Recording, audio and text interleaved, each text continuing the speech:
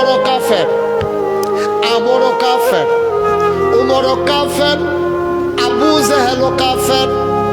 এখন ভয়ে ভয়ে মুসলমান বেশি আগায় না।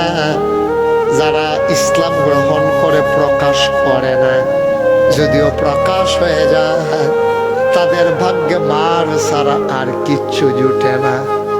বেলালের ইসলাম যখন প্রকাশ হয়ে গেল, বেলালের মালিকের নাম ছিল উমাইয়া। ওনার ঘরে বসুইরা কামরা ছিল, কৃতদাস কেনা গোলাম ছিল বেলাল। একদিন কেমনে জানি মালিক উমাইয়া শুনে ফেলেছে বেলাল ইসলাম গ্রহণ করে ফেলেছে।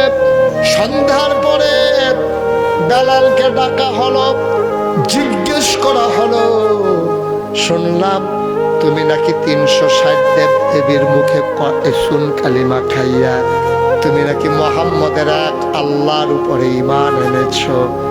বেলাল আর গোপন করেন নাই।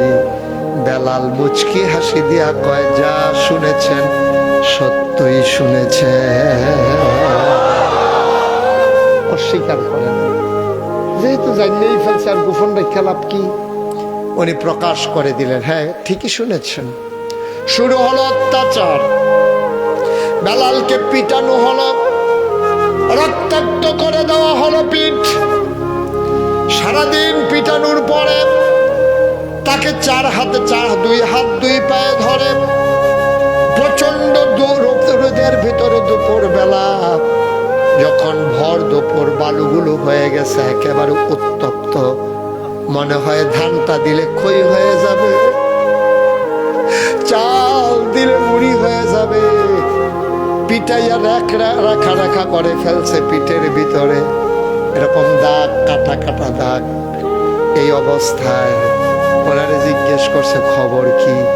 তিনি মৃদু কণ্ঠে বলে দিলেন, আহাদ আহাদ, আল্লাহ এক, আল্লাহ এক।